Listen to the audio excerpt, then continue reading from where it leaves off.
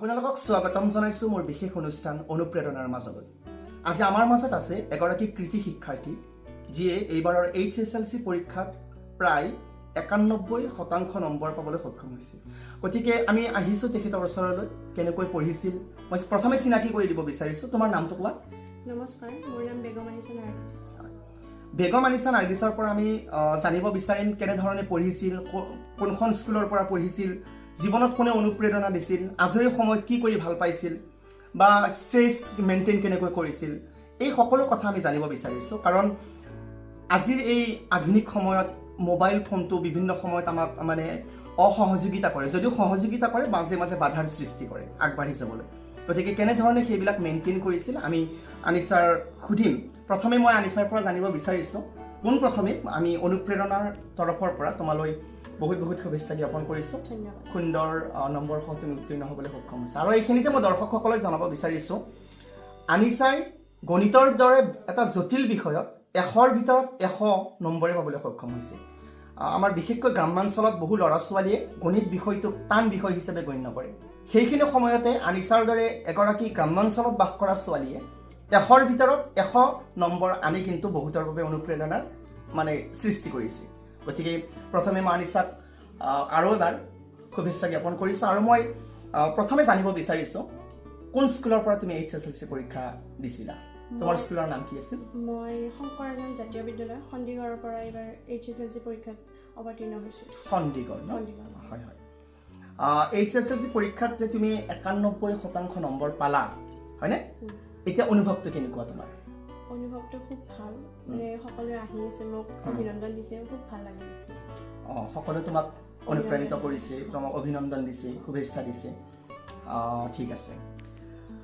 মই তোমাৰ পৰা জানিব বিচাৰিছোঁ, এই সফলতাৰ পিছত তোমাৰ যিটো মানে দৈনিক পঢ়াৰ মানে ৰুটিনটো মই আচলতে জানিব বিচাৰিছোঁ। যে বহুতে জানিব বিচাৰে কৃতি শিক্ষাৰ্থীসকলে কেনেকৈ পঢ়ে, তেওঁলোকৰ চিক্ৰেট কিবা আছে নেকি? তুমি এবাৰ কৈ দিয়াচোন, তোমাৰ ৰুটিনটো কেনেকুৱা আছিল? চিক্ৰেট মানে মই সেনেকুৱা টাইম টেবল বুলি কোৱা বস্তুটো মানে মোৰ নাই। আৰু মই দিনটোৰ কাৰণে টাৰ্গেট বনাই লওঁ যে মই আজি দিনটো এইখিনি কমপ্লিট কৰিব লাগিব। সেইভাবে মই মানে দিনটো ৰাতিতে মানে এদিন আগতে ৰাতিতেই গোটেইখিনি লিখি লওঁ যে মই অহাকালি এইখিনি কৰিব লাগিব। সেই হিচাপে মই মানে ডেইলিৰ কামখিনি কৰি যাওঁ আৰু স্কুলৰ পৰা দিয়াখিনি একেলগে কমপ্লিট কৰি লওঁ। তোমাৰ এটা ভাল হেবিট আছে যে তুমি অহাকালি কি কৰিব লাগিব সেইটো তুমি লিখি ৰখা। আমাৰ সকলোৰে শ্ৰদ্ধাৰ প্ৰাক্তন ৰাষ্ট্ৰপতি ডক্টৰ APJ আব্দুল কালামকো কোনোবাই সুধিছিল যে আমি কেনেকৈ ৰুটিনবিলাক ফ'ল' কৰিব লাগে। তেওঁ কৈছিল যে আমি আগৰ দিনটো কি কৰিম, অহাকালি আমি কি কৰিম, সেইটো আজি আমি লিখি ৰাখিব লাগে আৰু এটা গ'ল থাকিব লাগে, অহাকালি সেইখিনি কমপ্লিট কৰিব পাৰোঁ নেকি। গতিকে তোমাৰ সেইটো সুন্দৰ এটা মানে মই ডক্টৰ কালামৰ সৈতে মিলা তোমাৰ মানে মই ৰুটিনটো দেখিবলৈ পালোঁ। যি নহওক, তাৰপিছত মই জানিব বিচাৰোঁ, তোমাৰ এই 6খন ছাবজেক্ট আছিল নহয় জানো? 6খন ছাবজেক্টৰ কোনখন তুমি বেছি কঠিন পাইছিলা আৰু কোনখন একেবাৰে সহজ পাইছিলা? একেবাৰে সহজ মানে মই গণিতখন অকণ বেছি সময় দিয়া গৈছিল, সেইবাবে কিজানি গণিতখনৰ অকণ বেছিয়ে ভাল নম্বৰ আহিল। মানে ছায়েন্সখন মই অকণমান কনচেপ্টখিনি অকণমান ক্লিয়াৰ নাছিল বাবে মই অলপমান হেৰি হৈছে। গোটেই সেইখন ঠিকেই আছিল। কিমান পাইছা তুমি? অসমীয়াত কিমান পাইছা? অসমীয়াত 90 মাৰ্কছ পাইছোঁ। বাকী ছ'চিয়েল ছায়েন্সত? ছ'চিয়েল ছায়েন্সত 87, ইংৰাজীত 95, ইলেক্টিভ ছাবজেক্ট মোৰ হিন্দী আছিল, হিন্দীত মই 97, মেথছত 100 আৰু মই ছায়েন্সত একেবাৰে কম নম্বৰ পালোঁ আৰু 81। 81 মানে বহু কম নম্বৰ আনিছাৰ বাবে। কাৰণ এইকাৰণে বাকীকেইখনত ভাল মাৰ্কেই পাইছে, 85, 80 মানে 90 এনেকুৱা ধৰণে পাইছে, কিন্তু এইখনত অলপ কম পোৱাৰ বাবে হয়তো অলপ বেয়া লাগিছে। যি নহওক, তুমি খুব ভালেই মাৰ্ক পাইছা। এতিয়া মই জানিব বিচাৰিছোঁ, তোমাৰ এই যে সফলতা, তোমাৰ সামগ্ৰিকভাৱে যিটো সফলতা, এই সফলতাৰ বাবে তুমি কাক বেছি মানে ধন্যবাদ দিব বিচাৰিবা? তোমাৰ পিতৃ মাতৃ নে শিক্ষক নে কোন? মই গোটেইখিনিকে মানে গোটেইখিনিয়ে মোক বহুত মানে সহায় কৰিছে গোটেই বছৰটোতে। মোৰ ঘৰৰ মানুহখিনিয়ে মোক যথেষ্ট অনুপ্ৰেৰণা দিছে, লগতে মোৰ স্কুলৰ যিখিনি ছাৰ বাইদেউ আছে সকলোৱে মোক মানে বহুত আশা ৰাখিছে, মোৰ ওপৰত বিশ্বাস আছে তেওঁলোকৰ, সেইটো তেওঁলোকে মোক অনুপ্ৰেৰণা দিছে আৰু মই গোটেইখিনিকে শ্ৰদ্ধা জনাইছোঁ। তুমি সামগ্ৰিকভাৱে তোমাৰ মা দেউতা, লগতে তোমাৰ পৰিয়াল আৰু তুমি নিজৰ শিক্ষাগুৰুসকলক আৰু লগতে মোৰ মানে লগৰ যিখিনি লগৰী সহপাঠীসকলে মোক বহুত মানে অনুপ্ৰেৰণা দিছে। ঠিক আছে। মই তোমাৰ পৰা জানিব বিচাৰিম এবাৰ যে এতিয়া ডিষ্ট্ৰেকশ্যন বহুত হয় ল'ৰা ছোৱালীবিলাকে, বিশেষকৈ মোবাইল ফোনে যেতিয়া আহি গ'ল আমাৰ মানে সমাজত, এতিয়া মানে সেইটো এটা ডিষ্ট্ৰেকশ্যনৰ প্ৰধান কাৰণ হৈ গৈছে। তুমিও সেইখন জালত ফাঁচিছিলানে? আচ্ছা, মানে মই পঢ়াৰ টাইমত আৰু মই যিটো ৰুমত পঢ়োঁ সেই ৰুমটোত মই মোবাইলটো নাৰাখোঁ বেছি সময়। কিবা এটা যদি নোৱাৰিলোঁ বা ছাৰক সুধিবলৈ বা মই ChatGPT কেতিয়াবা ইউজ কৰিছিলোঁ, তাৰ কাৰণে কেতিয়াবা অলপ চলপ আনিছিলোঁ, কিন্তু সেনেকৈ হোৱা নাই। তুমি তাৰমানে ডিষ্ট্ৰেকশ্যনটো মেইনটেইন কৰিব জানিছিলা যে তুমি য'ত পঢ়া তাৰ পৰা মোবাইলটো আঁতৰত ৰাখিছিলা। হয়, ঠিক আছে।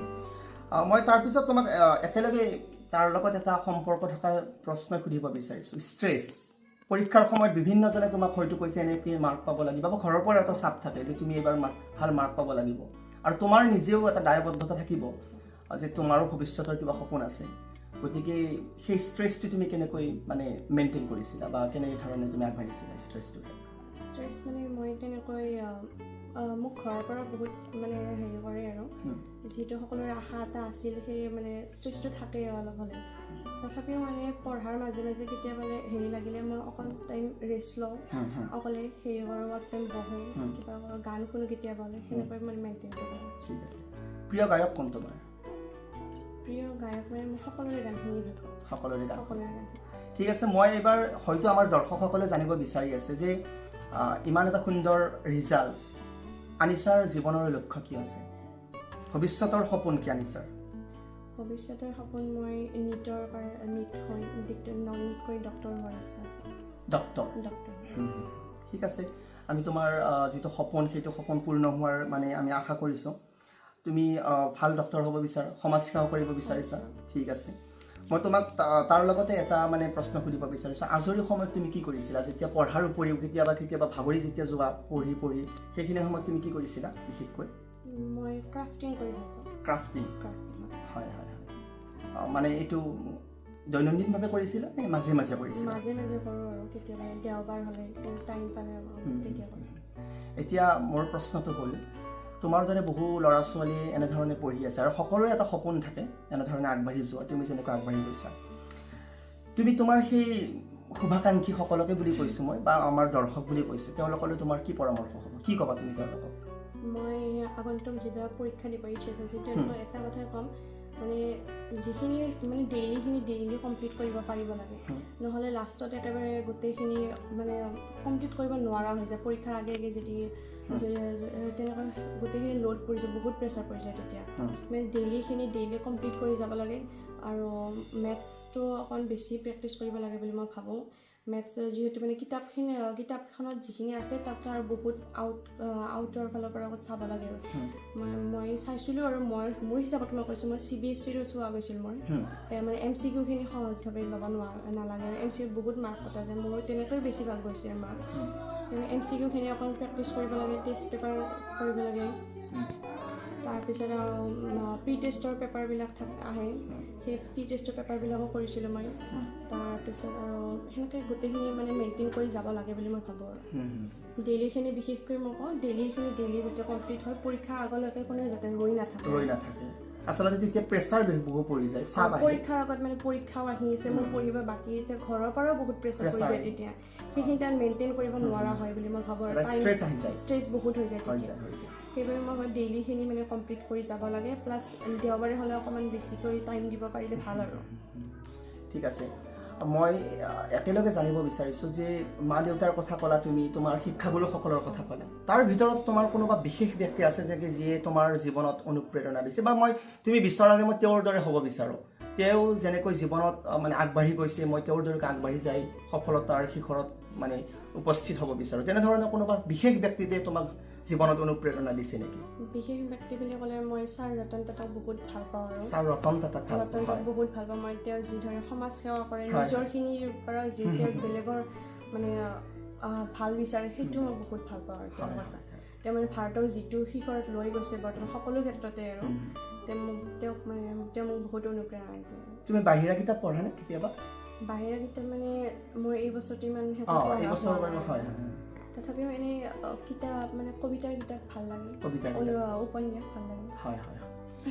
প্ৰিয় দৰ্শক, আপোনালোকে আমাৰ চমু সাক্ষাৎকাৰটো শুনিলে, আৰু আপোনালোকক মই ক'ব বিচাৰিছোঁ, বিশেষকৈ গ্ৰাম্যাঞ্চলত আমাৰ ছাত্ৰ ছাত্ৰীয়ে এটা শৈক্ষিক ভাল পৰিৱেশ নাপায় আচলতে। কিন্তু তাৰ পিছতো বেগম আনিছা নাৰ্গিছৰ দৰে বহু কৃতি শিক্ষাৰ্থী আছে যিসকলে জীৱনত এটা সপোন পুহি ৰাখে আৰু সেই সপোনৰ বাবে তেওঁলোকে সফলতাৰ চিৰিবিলাকত আগবাঢ়ি যাবলৈ সক্ষম হয়। কাৰণ ডক্টৰ APJ আব্দুল কালামে কোৱাৰ দৰে যে সময়ৰ বালিচৰত যদি পদাংক হৈ যাব খোজা তোমাৰ ভৰিহাল চোচৰাই নানিবা। আৰু তেওঁ কৈছিল যে dream transforms into thoughts and thoughts result into action. যে যদি জীৱনত আগবাঢ়ি যাব বিচাৰা, যদি কিবা এটা কৰিব বিচাৰা, তেতিয়াহ'লে সপোনটো খুব প্ৰয়োজনীয় জীৱনত। গতিকে আনিছাৰ এটা সুন্দৰ আৰু স্পষ্ট সপোন আছে যে তেওঁ এজনী ভাল ডক্টৰ হ'ব বিচাৰে আৰু সমাজ সেৱা কৰিব বিচাৰিছে। আৰু জীৱনৰ অনুপ্ৰেৰণা হিচাপেই কিন্তু ৰতন টাটাৰ দৰে সমাজ সেৱামূলক ব্যক্তিক জীৱনৰ অনুপ্ৰেৰণা হিচাপে লৈছে।